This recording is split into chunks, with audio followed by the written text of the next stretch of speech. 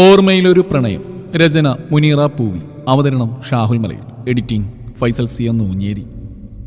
ഈ കുട്ടി ഇത് എങ്ങോട്ട് നോക്കി നടക്കുന്നത്? റോഡിലൂടെ നടക്കുമ്പോൾ സൂക്ഷിച്ച് നടക്കണ്ടേ? തൻ്റെ ഓട്ടോറിക്ഷയ്ക്ക് മുമ്പിലേക്ക് വന്ന് ചാടിയവളോട് ഗൗരവം അല്പം പോലും ഇല്ലാതെ അവൻ ചോദിച്ചു. തെറ്റ് എൻ്റെ ഭാഗത്താണ്. അവനെ കുറ്റം പറഞ്ഞിട്ട് കാര്യമില്ല.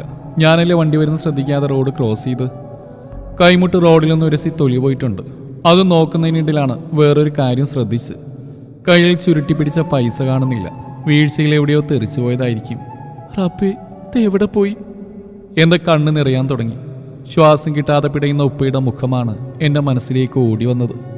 ഉപ്പാക്ക് മരുന്ന് വാങ്ങിക്കാൻ മെഡിക്കൽ സ്റ്റോറിലേക്ക് വന്നതാണ്. ഇനി നാളെ മരുന്ന് വാങ്ങാൻ പൈസ ഇല്ലല്ലോ റബ്ബേ എന്നോർത്തപ്പോൾ മനസ്സ് വല്ലാതെ ആടി ഉലഞ്ഞു. ശ്രദ്ധയില്ലാതെ പോയതുകൊണ്ട് വണ്ടി വരുന്നത് ഞാൻ കണ്ടില്ല. പടച്ചോന്, ഈ പൈസ ഇട്ടില്ലെങ്കിൽ എങ്ങനെ ഉപ്പാക്ക് മരുന്ന് വാങ്ങും? ഞാൻ അതിലേക്ക് തിരയാൻ തുടങ്ങി. കുട്ടിയെന്താ നോക്കുന്നത്? ആ ഓട്ടോക്കാരൻ്റെ ചോദ്യം കേട്ട് ഞാൻ തല ഉയർത്തിയാളെ നോക്കി. താനെന്തിനെ കരയുന്നത്? തനിക്കെന്തെങ്കിലും പറ്റിയോ? ഹോസ്പിറ്റൽ പോണോ? അയാൾ വാത്തോരാതെ ഓരോന്നും ചോദിച്ചുകൊണ്ടിരുന്നു. ഏയ് വേണ്ട. സംസാരിക്കുമ്പോൾ തൊണ്ടയിടറാതിരിക്കാൻ ഞാൻ വല്ലാതെ പാടുപെട്ടു. എനിക്കൊന്നും പറ്റില്ലെന്ന് പറഞ്ഞപ്പോൾ ആൾ ഓട്ടോ സ്റ്റാർട്ട് ചെയ്ത് പോയി. അവിടെയുള്ള ചപ്പിലൂടെ വീണ്ടും ഞാൻ തിരയാൻ തുടങ്ങി. കണ്ണ് നിറഞ്ഞൊഴുകിയിട്ടാണോ ഒന്നും കാണുന്നില്ല എനിക്ക്. ഒരു ഓട്ടോ വന്ന് എൻ്റെ അടുത്ത് നിർത്തിയപ്പോൾ ഞാൻ തിരിഞ്ഞു നോക്കി. ആ ഓട്ടോയിലെ പേരിലേക്ക് എൻ്റെ കണ്ണുകൾ പാഞ്ഞെത്തി. നല്ല പേര്. ഞാൻ ആ പേര് ഉരുവിട്ടുകൊണ്ടിരുന്നു. അല്ലമീൻ. ഓട്ടോക്കാരൻ എൻ്റെ അടുത്തേക്ക് ഇറങ്ങി വന്നു. ഇത് അയാളല്ലേ? എന്തിനാ വേണ്ടി തിരിച്ചു വന്ന്? ഞാൻ തെല്ലൊരു ഭയത്തോടെ അയാളെ നോക്കി. പേടിക്കണ്ട, നിന്നെ ആരൊന്നും ചെയ്യില്ല. നിന്റെ അത്ര പ്രായമില്ലെങ്കിലും എനിക്കൊണ്ടൊരു അനിയത്തി. സമയം പോകുന്തോറും എൻ്റെ കണ്ണുകൾ അനുസരണയില്ലാതെ ഒഴുകിക്കൊണ്ടിരുന്നു. താനത് തെരയുന്ന കമ്മലെങ്ങാനും പോയോ? അപ്പോഴാണ് അവനവിടെ കാതിലേക്ക് നോക്കിയത്. ഈ രണ്ട് കാതിലും ഒന്നുമില്ല. അപ്പോൾ അതല്ല പിന്നെന്താവും? എന്നിലേക്ക് നീണ്ട ആ ചോദ്യം കേട്ടപ്പോൾ ഞാൻ എൻ്റെ കൈവെള്ളയിലേക്ക് നോക്കി. കുറച്ചു മുമ്പ് വരെ ഞാൻ ചുരുട്ടി പിടിച്ചതല്ലേ. കൈവെള്ളയിലെ വിയർപ്പ് പോലും പറ്റിയിട്ടില്ല. ഞാനൊരു വേദനയോടെ ഓർത്തു. ഉപ്പാന്റെ കുട്ടീൻ്റെ അടുത്ത് കായില്ലാന്ന് ഉപ്പാക്കറിയാം. ഉപ്പാക്ക് വേണ്ടി ഉപ്പാന്റെ കുട്ടി. പറഞ്ഞു മുഴുമിക്കാനാതെ ശ്വാസം കിട്ടാതെ ഉപ്പ് കിടന്ന് പിടഞ്ഞു. 20 രൂപ മാത്രമേ എൻ്റെ കയ്യിൽ ഉണ്ടായിരുന്നുള്ളൂ. അതെടുത്ത് ഓടിയതാണ് ഞാൻ. എനിക്ക് 4 വയസ്സുള്ളപ്പോഴാണ് ഉമ്മ മരിച്ചത്. മഞ്ഞപ്പിത്തായിരുന്നു അത്രയും ഉമ്മാക്ക്. ഉമ്മ പോയതിൽ പിന്നെ ഉപ്പയായിരുന്നു എനിക്കെല്ലാം. ശ്വാസം മുട്ടൽ കാരണം ഉപ്പാക്ക് പണിക്ക് പോകാൻ കഴിയാതെയായി. 10ാം ക്ലാസ് കഴിഞ്ഞ ഉടനെ തന്നെ വീടിനടുത്തുള്ള ഒരു തുണിക്കടയിൽ ഞാൻ ജോലിക്ക് പോകാൻ തുടങ്ങി. അങ്ങനെയാണ് വീട്ടു ചെലവും ഉപ്പാൻ്റെ ചികിത്സയും നടത്തിപ്പോയിരുന്നത്. ഏയ്!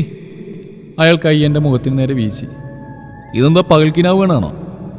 ആ ചോദ്യമാണ് എന്നെ ബോധമണ്ഡലത്തിലേക്ക് തിരികെ എത്തിച്ച്. എൻ്റെ കയ്യിലൊരു 20 രൂപ ഉണ്ടായിരുന്നു. എവിടെയോ പോയി. വളരെയധികം വിഷമത്തോടെയാണ് ഞാനത് പറഞ്ഞത്. അയാൾ പോക്കറ്റിൽ കൈയിട്ട് അതിൽ നിന്നൊരു 20 രൂപ എടുത്ത് എനിക്ക് നേരെ നീട്ടി. വേണ്ടെന്ന് പറയാൻ എനിക്ക് തോന്നിയില്ല. ഞാൻ കൈ നീട്ടിയത് വാങ്ങി. ഇനി താൻ ഇങ്ങോട്ട്? മെഡിക്കൽ സ്റ്റോറിലേക്കാ ഉപ്പാക്ക് മരുന്ന് വാങ്ങിക്കാൻ. 20 രൂപ ഉണ്ടോ? കരച്ചിലിൻ്റെ വക്കോളമെത്തി എനിക്ക് മറുപടിയൊന്നും വന്നില്ല. ഒന്ന് മൂളിക്കൊണ്ട് ഞാൻ തിരിഞ്ഞടന്നു. അന്നു മുതൽ ഞാൻ അവൻ എന്നെയും ശ്രദ്ധിക്കാൻ തുടങ്ങി. ഉപ്പാക്ക് കുറച്ച് ഭേദമായപ്പോൾ വീണ്ടും ഞാൻ ഷോപ്പിലേക്ക് പോകാൻ തുടങ്ങി. പോകും വഴി അവനെ കാണാറുണ്ട്. ഒരു ദിവസം ഓട്ടോറിക്ഷയിൽ കയറാൻ എന്നെ നിർബന്ധിച്ചപ്പോൾ ഞാൻ കയറി. പിന്നീട് അങ്ങോട്ട് അതൊരു ശീലമായി. ഒരു ദിവസം കാണാതിരുന്ന് അടുത്ത ദിവസം കാണുമ്പോൾ വല്ലാത്തൊരു സന്തോഷമാണ്. പേരറിയാത്ത എന്തോ ഉള്ളിൽ കിടന്ന് ഇക്കിളി കൂട്ടുന്ന പോലെ. ഉപ്പാക്ക് സുഖമില്ലാതെയാവുമ്പോൾ പാതിരാത്രി എന്നൊന്നുമില്ലാതെ ഞാൻ വിളിക്കുമ്പോൾ എത്രയോ പ്രാവശ്യം ഓടി വന്നിട്ടുണ്ട് അവൻ. ഏത് പാതിരാത്രിക്കും അവന് വിളിക്കാനൊരു തരി പോലും ഭയം തോന്നിയിട്ടില്ല. അത്രയും അവനിലൊരു വിശ്വാസം ഉണ്ടായിരുന്നു.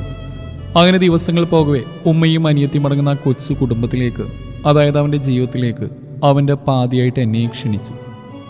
അവന് ഇണയായി ചേരാൻ എനിക്കും സമ്മതമായിരുന്നു. ആ ഒരു ദിവസം ഇന്നും ഞാൻ വേദനയോടെ ഓർക്കുന്നു. നിക്കാഹിൻ്റെ തലേ ദിവസം ഞാൻ ഷോപ്പിൽ നിന്ന് പുറത്തേക്ക് ഇറങ്ങുമ്പോഴാണ് അല്ലമി, എൻ്റെ പ്രാണനായവൻ, വരുന്നത് കണ്ടത്. ആ ഓട്ടോയിലേക്ക് നോക്കുമ്പോൾ തന്നെ ഉള്ളിൽ 1000 പൂക്കൾ വിരിയും. ഓരോ പൂക്കളുടെയും തേൻ നുകരാൻ പറന്നു വരുന്ന സുന്ദരികളായ ചിത്രശലഭങ്ങളിൽ ഒരാളായി ഞാനും മാറുമായിരുന്നു. ഒറ്റ നിമിഷം കൊണ്ട് നിയന്ത്രണം തെറ്റി ഓട്ടോറിക്ഷയ്ക്ക് പുറകിലായി വന്ന ഒരു കൂറ്റൻ ലോറി അവൻ്റെ വണ്ടിയുടെ മുകളിലൂടെ കയറി ഇറങ്ങി. കാതടിപ്പിക്കുന്ന ശബ്ദം കേട്ടത് ഓർമ്മയുണ്ട്. പിന്നെ ഞാൻ കാണുന്നത് അപകട സ്ഥലത്തേക്ക് ജനങ്ങളുടെ ഒഴുക്കായിരുന്നു. ജനങ്ങളെ വകഞ്ഞു മാറ്റിക്കൊണ്ട് ഞാനും അങ്ങോട്ട് ഓടിച്ചെന്നു. ഒരു ശബ്ദം പോലും എനിക്ക് പുറത്തേക്ക് വന്നില്ല. എൻ്റെ കണ്ണുകൾ അവനെ തേടിക്കൊണ്ടിരുന്നു. റോഡിലാകെ അവൻ്റെ രക്തമാണ്. അവൻ്റെ പ്രാണനാണ് അവിടെ കിടന്ന് പിടയുന്നത്. ആ നിമിഷം എൻ്റെ പ്രാണനും അവിടെ കിടന്ന് പിടയാൻ തുടങ്ങി. ചതഞ്ഞറിഞ്ഞ അവൻ്റെ ശരീരഭാഗങ്ങൾ വാരിക്കൂട്ടി ആരൊക്കെ ആംബുലൻസിൽ കയറ്റി. ഞാനും ആംബുലൻസിൻ്റെ ഉള്ളിലേക്ക് ഓടിക്കയറി. കുറച്ച് പേരെന്നെ തടയാൻ ശ്രമിച്ചു. ഞാനതൊന്നും വകവച്ചില്ല. അവൻ്റെ തലയുടെ ഭാഗമെന്ന് തോന്നിക്കുന്നവിടെ ഞാനിരുന്നു. ആ ഭാഗം ഞാൻ എൻ്റെ മടിയിലേക്ക് എടുത്തു വെച്ചു. എന്നിട്ട് അവനെ മൂടിയിട്ട് ആ തുണിയൊന്ന് മാറ്റി നോക്കി. ആ മുഖം കണ്ടപ്പോൾ എൻ്റെ ചങ്ക് പൊട്ടിത്തെറിച്ചു പോയ പോലെ. തൊണ്ടക്കുഴിയിൽ എന്തോ കിടന്ന് പിടഞ്ഞുകൊണ്ടിരുന്നു. അതെൻ്റെ ജീവനായിരുന്നു. അവനിൽ നിന്ന് ഒലിച്ചിറങ്ങിയ ചോരയിൽ ഞാനും മുങ്ങിപ്പോയിരുന്നു. ആദ്യമായി ആ മുഖം ഞാൻ എൻ്റെ കൈക്കൊമ്പിലെടുത്തു. ആ ചുണ്ടുകൾ ചെറുതായി വിതുമ്പുന്ന പോലെ. എന്നെ എപ്പോഴും വിളിക്കുന്ന പേര് എൻ്റെ പെണ്ണെ. ഇല്ല, ഇനി ഒരിക്കലും ആ വിളി എന്നിലേക്ക് നീണ്ടുവരില്ല. ആ ഒരൊറ്റ വിളി മതിയായിരുന്നു എനിക്ക് എന്നിൽ സന്തോഷത്തിൻ്റെ തിരമാല ആഞ്ഞടിക്കാൻ. പക്ഷേ ഇന്ന് ആ ചുണ്ട് അവിടെയില്ല. എൻ്റെ പെണ്ണെ എന്ന ആ വിളി ആ നിമിഷം നിലച്ചു പോയിരുന്നു. അതെ, അവൻ എൻ്റെ മടിയിൽ കിടന്നുകൊണ്ട് എന്നേക്കുമായി ഈ ലോകത്തിൽ നിന്ന് യാത്രയായി. അവസാനമായി അവനെ ഒന്ന് ഉമ്മ വയ്ക്കാൻ പോലും എനിക്ക് കഴിയില്ലല്ലോ നാഥ. അങ്ങനെയെങ്ങാനും ഞാൻ ചെയ്തു പോയാൽ അതായിരിക്കും അവനോട് താൻ ചെയ്യുന്ന ഏറ്റവും വലിയ തെറ്റ്. എൻ്റെ കൈവളയിൽ പറ്റി പിടിച്ച് അവൻ്റെ ചോരപ്പാടിലേക്ക് നോക്കി ഞാൻ ആർത്താർത്ത് കരഞ്ഞു. ഞങ്ങളുടെ പ്രണയം അതെനിക്ക് നിർവചിക്കാൻ കഴിയുമോ എന്നറിയില്ല. അത്രയ്ക്കുമുണ്ടായിരുന്നതിൻ്റെ മഹത്വം. പരിശുദ്ധമായ ഒരു പ്രണയത്തിന് സാക്ഷിയായവളാണ് ഞാൻ. അവൻ്റെ കണ്ണുകൾ എന്നെ ചൂഴ്ന്ന് നോക്കിക്കൊണ്ട് എൻ്റെ ശരീരഭാഗത്ത് അളന്ന് തിട്ടപ്പെടുത്തിയിട്ടില്ല. വശ്യമായ ഒരു നോട്ടം പോലും അവനിൽ നിന്ന് എന്നിലേക്ക് പാറി വന്നിട്ടില്ല. അവൻ്റെ നാവ് കൊണ്ട് മോഹന വാഗ്ദാനങ്ങൾ എനിക്ക് നൽകിയിട്ടില്ല. അവൻ്റെ കൈകൾ എൻ്റെ ശരീരത്തിലൂടെ ഓടി നടന്നിട്ടില്ല. എൻ്റെ ശരീരത്തിൻ്റെ ചൂടനുഭവിക്കാൻ ഒരിക്കൽ പോലും അവൻ ശ്രമിച്ചിട്ടില്ല. ഒരു തരി പോലും കളങ്കമില്ലാതെ അവൻ എന്നെ പ്രണയിച്ചുകൊണ്ടേയിരുന്നു. ഒരു ഫെബ്രുവരിയിലാണ് അവൻ എന്നെ വിട്ടുപോയത്. അവൻ്റെ ഓർമ്മകളിൽ തളച്ചിടാൻ ഉപ്പ എന്നെ സമ്മതിച്ചില്ല. ഉപ്പ എന്നെ മറ്റൊരു കൈകളിൽ ഏൽപ്പിക്കുമ്പോൾ എൻ്റെ മഹറിൻ്റെ അവകാശിയായവനോട് എനിക്കൊന്നേ പറയാനുണ്ടായിരുന്നുള്ളൂ. അല്ലമീൻ എന്ന തൻ്റെ പ്രാണനെക്കുറിച്ച്, തൻ്റെ പരിശുദ്ധമായ പ്രണയത്തെക്കുറിച്ച്. അതുകൊണ്ട് പുതിയൊരു ജീവിതം തുടങ്ങാൻ എനിക്ക് കുറച്ച് സാവകാശം വേണമെന്ന് ഞാൻ ആവശ്യപ്പെട്ടു.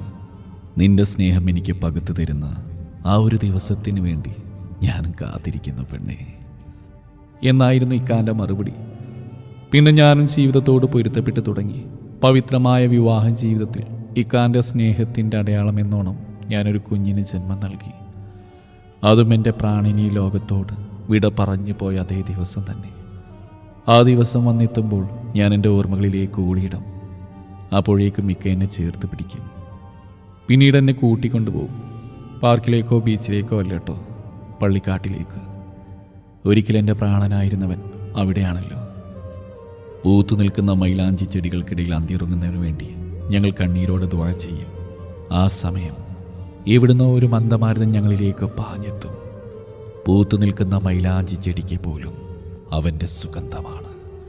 പരിശുദ്ധമായ പ്രണയത്തിൻ്റെ സ്വർഗീയ സുഗന്ധം. അവിടുന്ന് നേരെ പോകുന്നത് അമീൻ്റെ വീട്ടിലേക്കാണ്. അവൻ്റെ ചെലവിൽ മാത്രം കഴിഞ്ഞിരുന്ന അവൻ്റെ ഉമ്മാനെയും അനിയത്തിയെയും കാണാൻ. ഏക മകൻ നഷ്ടപ്പെട്ട ആ ഉമ്മാൻ്റെ വേദന കാണുമ്പോൾ മനസ്സ് വല്ലാതെ തുള്ളിപ്പിടയും.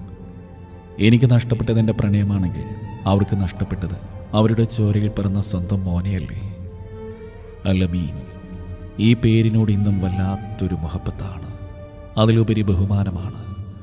പരിശുദ്ധമായ ആ പ്രണയം, അതേ പരിശുദ്ധിയോടെ മാത്രമേ ഞാൻ ഇന്നും ഓർക്കാറുള്ളൂ.